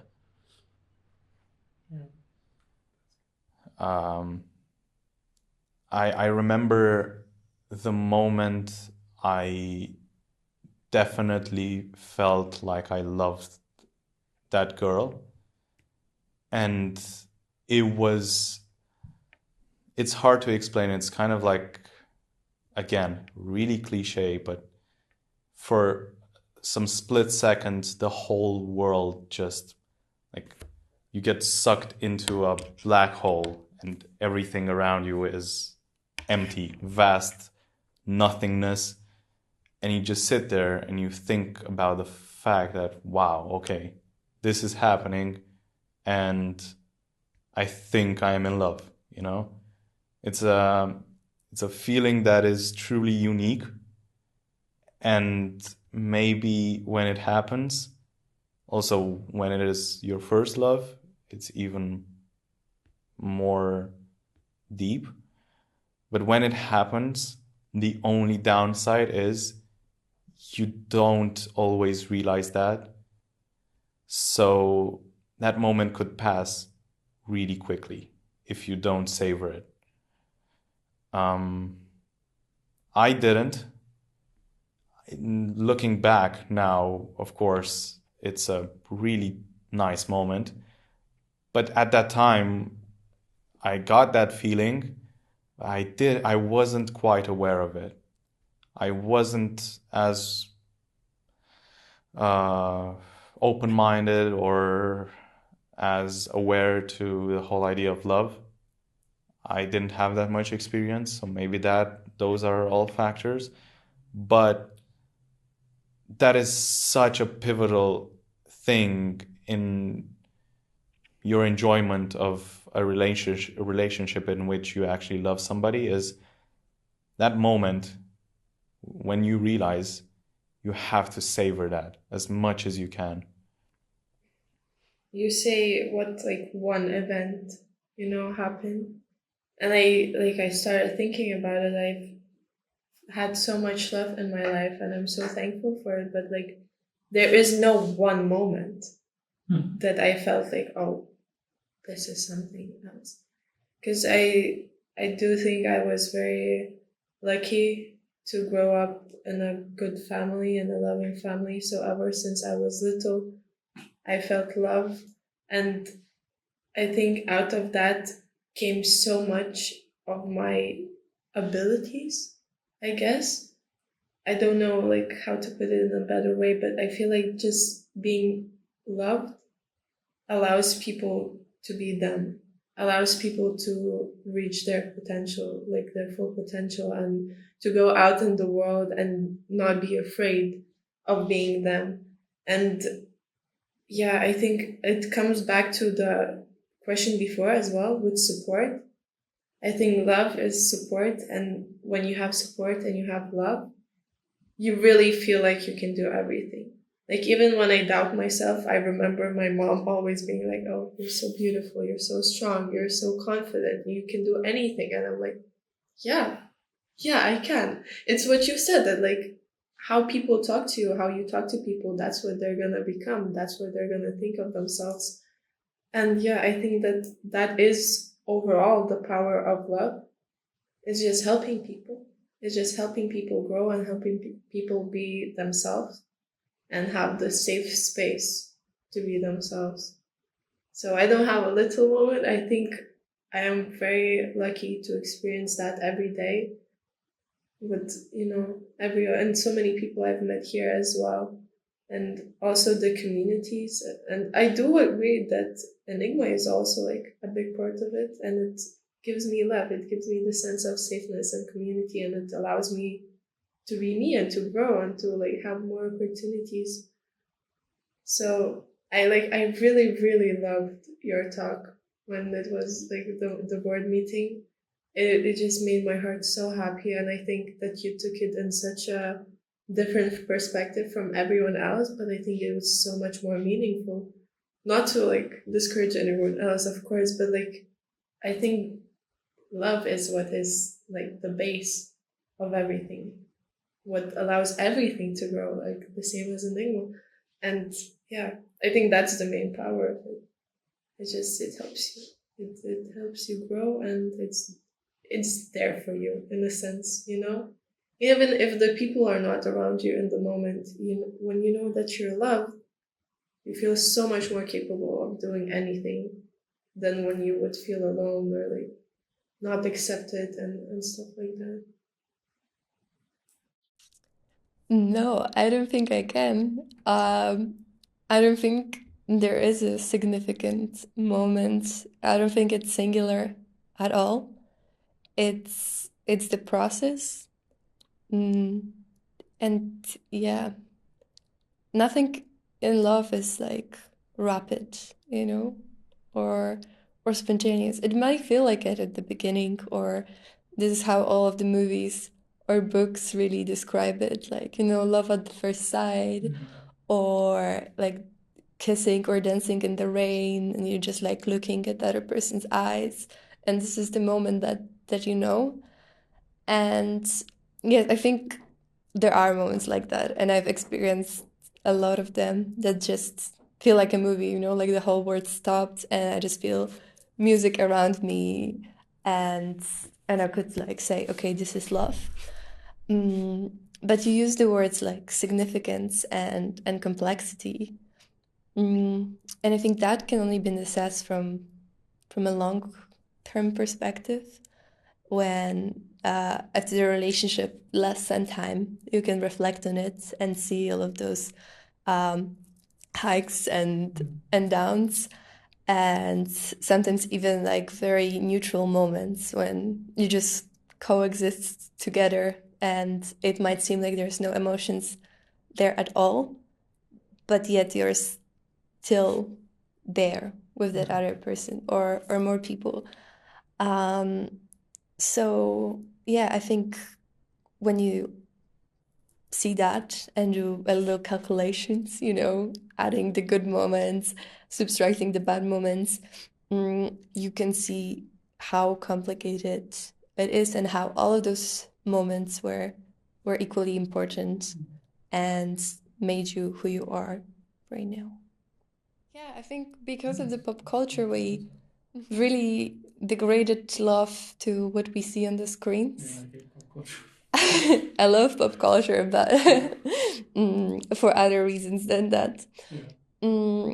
And yeah, I'm watching a lot of sitcoms with my boyfriend.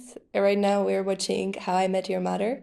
So, you know, there's like a lot of love stories there. And the main character is talking about like him falling in love of, you know, it's a series, TV series. So it has like all of the moments there are very spectacular. The fights are spectacular. The getting back together is spectacular. And it's makes you wonder, like, okay, we feel so comfortable with each other. It's like we don't have those moments anymore, or we don't have those special moments. But it's not like that. Like, that's not reality. I think in your relationships, you're making your own rules, and you decide what's special, and how are you gonna create something or celebrate something. And then a lot of special moments happens and we don't even realize that they happened because they weren't the same way that they show it on the screen, you know?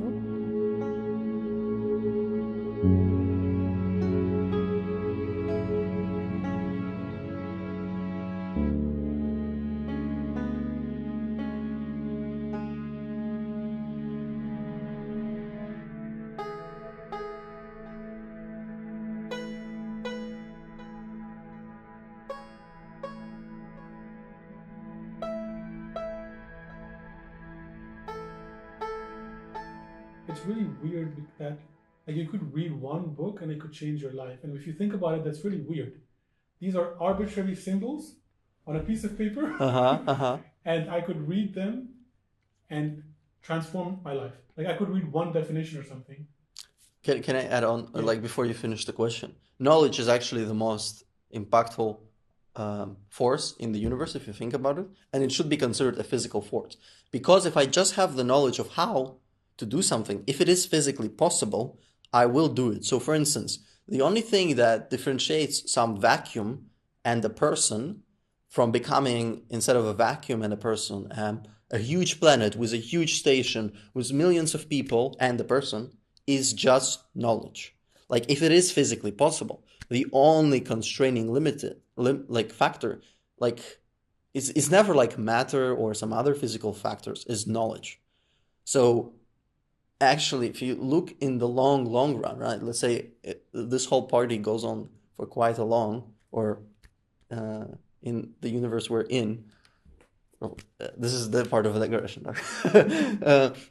Right, if it goes long enough, then humans would be one of the most transformative things for the universe, because like we can like decide whether the planet should be there or not. What do we want to do with the planet? How the galaxy should be structured, and if it is physically possible, we'll do it. And so then the only question becomes, do we have the knowledge to do it? So knowledge is quite fucking a power. It's a physical force. Like you're applying physical force while you're reading a book. So it's quite interesting. Yeah, it's so crazy, right? Like yes, it is crazy. When you think about it, it's like wait, crazy. It's like a book.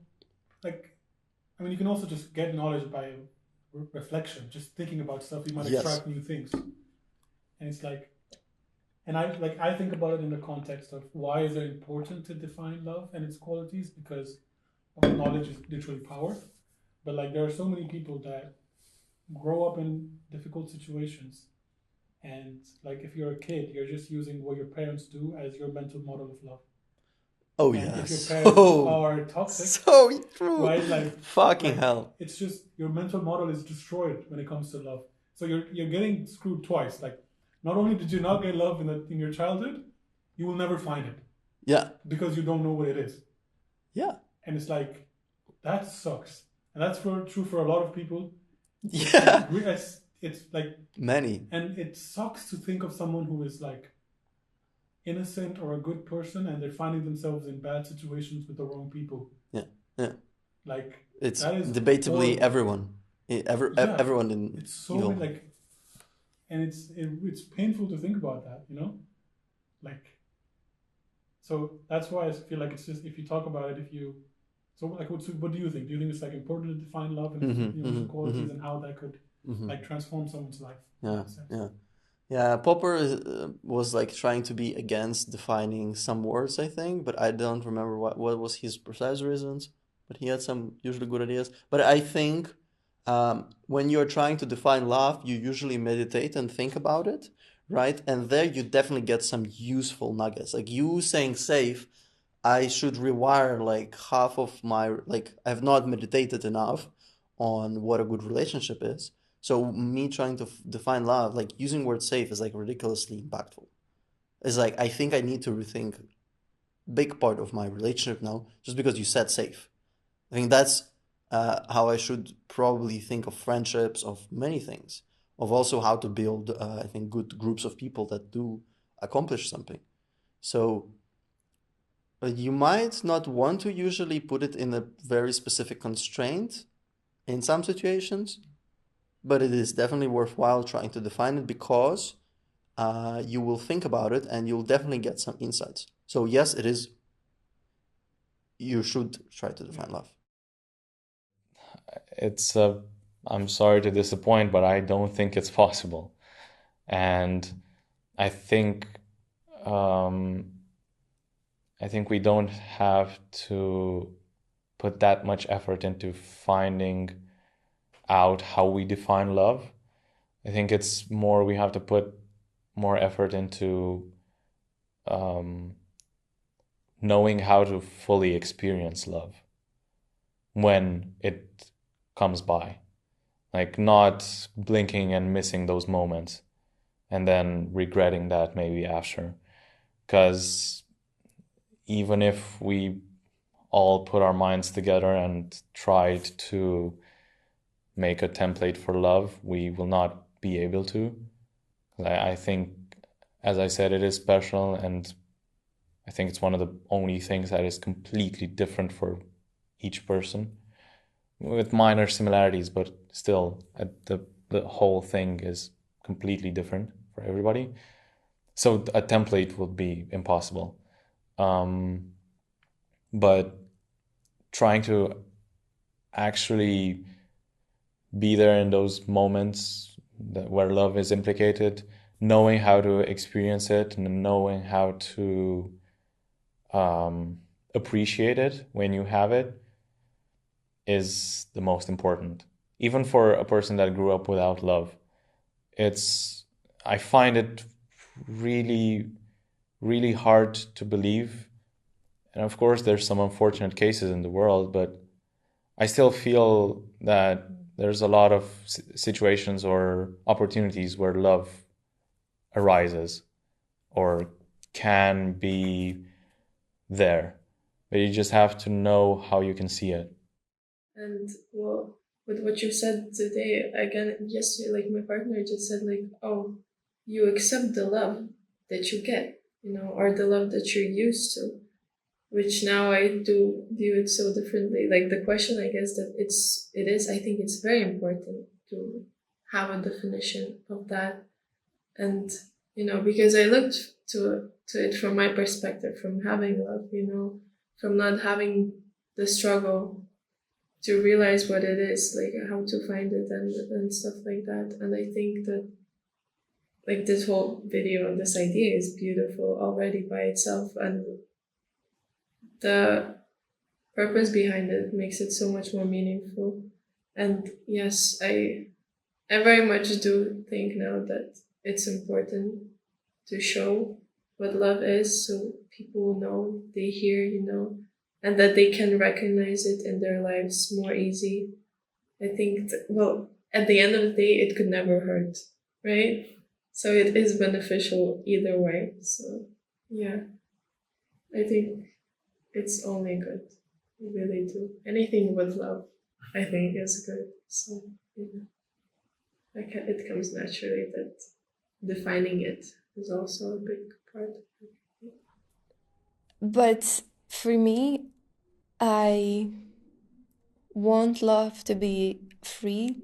I want love to be wild, and I want love to be a bit mysterious.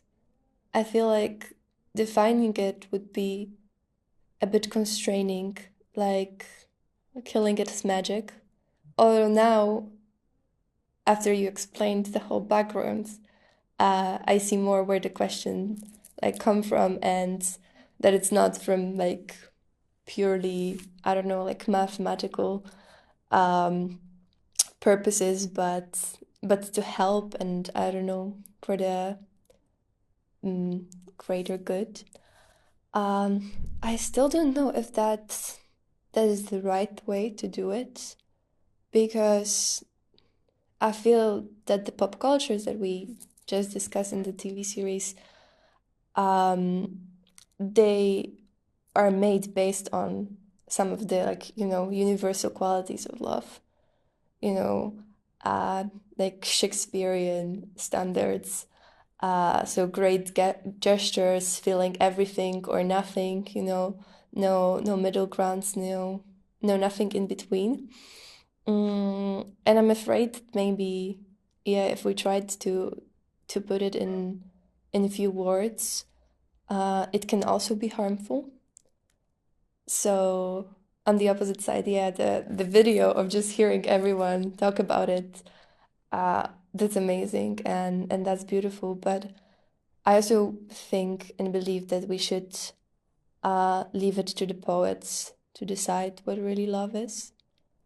Because they do it, they define it in a perfect way, in a better than everyone else. They do it so subtly and in a way that surprises you, but also hits right where it should. And they never tell you, like, hey, those are the 3 words you have to use to describe what love is. They've created a beautiful masterpiece of art, and you read it as another person with your own experiences, how life's treated you or maybe mistreated you, and you find your truth there and your understanding of love. So they just create a mirror and you see in there what you need to see. I think that's a better way. And I actually find a poem, and I have it here, that's come to my mind when I was reading the questions. If you would like, I could read it for you. Of course, yeah, of course, yeah. Okay, so I didn't really like categories or definitions, especially for something which is this complex. But I think what you're doing is not really trying to give a definition, right? You're more trying to give experiences, ideas, and impressions. Like if you're able to evoke some kind of feelings or some kind of empathy, a person who might watch this video might understand a lot, rather than like saying, okay, I have all these check marks with these keywords in check. Otherwise, it's not love. Because as I said in the beginning, it's something.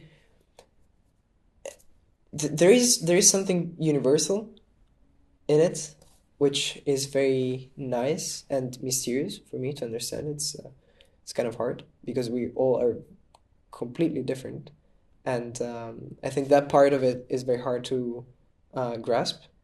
But what you can do is work on your individual idea and your individual relationship to love, which then takes part in that whole, you know? So like if you, as we were saying before, like if you work on yourself, if you have, if you're willing to offer yourself, to expose yourself even a bit, and you've worked on your idea of love, what you have to offer, what you think you are, and how you think you can contribute in this relationship that can be one-on-one, one-to-many, and like whatever. I think that the other part comes. The part that doesn't depend on you comes if you're in the right place again. So, but I think there are some things there, like as we said, feeling at home, feeling in the right place, which allows to behave in a natural and spontaneous way without having to force, overthink, really be yourself, express yourself.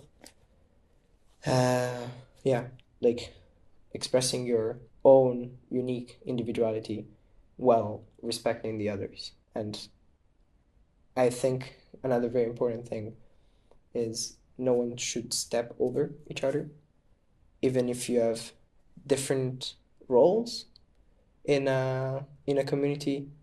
There is no hierarchy in love. It's a mutual exchange, and it really has to be kept like that. Just in general, having a conversation with it, it's not something you have a conversation about too often. Yeah. So I think it's always good to just verbalize it sometimes. Yeah. Amazing. That's pretty good. Yes, done? Yeah. Should I just... The evil laugh. Nice. Oh, that was pretty good. Yeah? That was, yeah. Okay, great. Oh my god.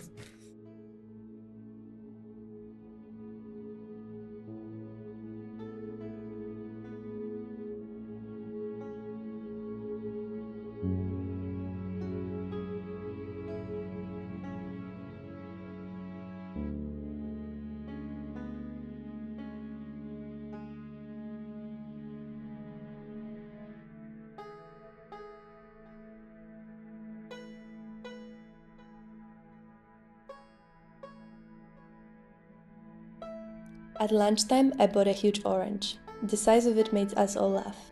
I peeled it and shared it with Robert and Dave. They got quarters and I had a half. And the orange, it made me so happy, as ordinary things often do.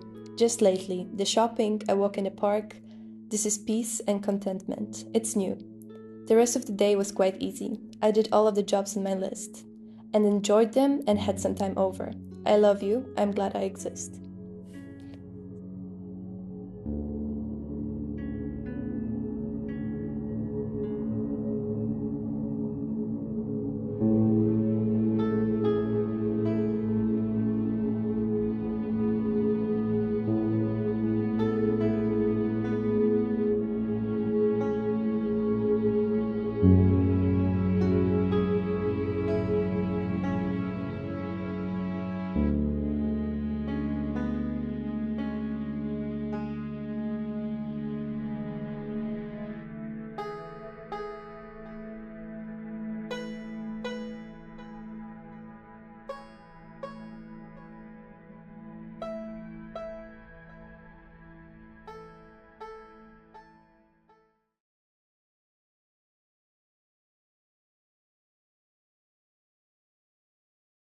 But I have Okay. to sync it.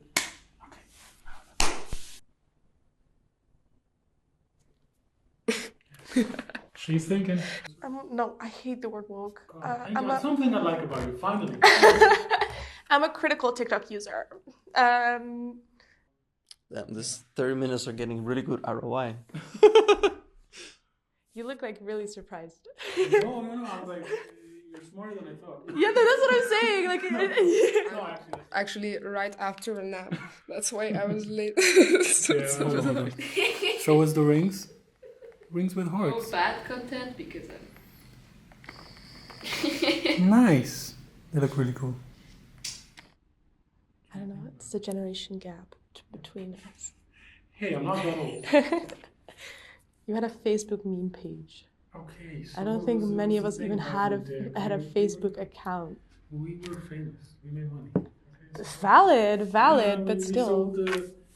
Are we recording? Are sensitive to the light, so if I cry, No, you can cry. It's good you for can YouTube. clickbait it. Yeah. you know? She cried in brackets. Oh my god. you will have more bloopers than actual conversation. Hey, let's go.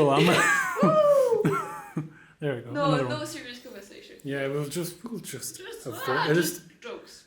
My brain is just obsessive. Oh, same. Welcome to the team. Yeah, I think it's fine. I probably look like. that would be the thumbnail of the video. Just you. It should be straight. I don't know.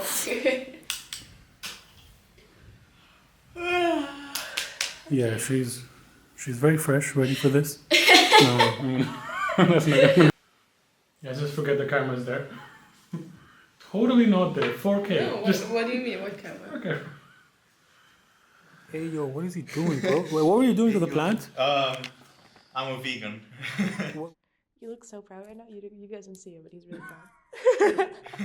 What does that mean? What did you do to the plant? Hold on, tell us. Well, exactly that. I did the plant. I'll see it. We'll see. Yeah. If you give a good interview. No, I'm joking. I'm joking. Okay. Let me get my notes out. I don't want to introduce any pressure. The plant. Wait, why is it wet? Hold on. Hey, yo. Cut. But yeah, I would love to be a comedian actually. But I think you're pretty funny. thank you. I'm trying my best. You're gonna come up with a few I sentences. didn't even think about self-love. Yeah. Shit. Yeah. It's because she hates herself, and she should. I mean, look at her. Enough to hate, right? No. Guys, Oh my God. click the link over Yeah. here or over here. I don't know Yeah. where it is. Sorry. I'll just put pictures of cats every time you point. No. Stop. There's more editing work than you idiot. Very disrespectful. This is Gen Z right here. Yeah, no wonder she didn't find love. Okay. I'm sorry. I'm No, but I'm joking. also so young. I'm joking. I'm of so course. young. I think that's a good He thing. is Yeah, so no, old. Okay. Wait, how old are you? 25? Hey, don't say that on camera. Okay. Leave the monk out of this. Yeah, I'm not gonna. Let's leave them where they are. In Elias' podcast. I'm sorry. It's actually a good reference. Yeah. Yeah. So in 10 years. Hey, link in bio. Watch the rational optimization podcast. Yeah. Don't watch my episode. Yeah. As soon as she comes up, just. I'm yapping so much. It's been 30 minutes. She's always yapping. Guys, give her the medication. I feel like I'm gonna have the most bloopers from this. I've never roasted my participants this much. That's our dynamic. Yeah. Okay, so ready, cut, boom, bam, bam, boom. Yeah, why am I talking to this guy? Like, This is definitely going into the bloopers. Let's go. God, I don't know where we found him. My name is Mihne. You can check out my channel. Link in the description. Yeah, I'm gonna cut that. I'm gonna cut that. Ah, no. I don't know. I'm absolutely going to cut that. Okay. That will never see the light of day. Just like your eyes, because you're wearing sunglasses. I still have more subs than you then. Okay, sure. Yeah. After this video, you won't. So. You don't have time, right? Or do you have? I have enough time. No life whatsoever. This can be absolute moron. No romantic love, so free. Yeah.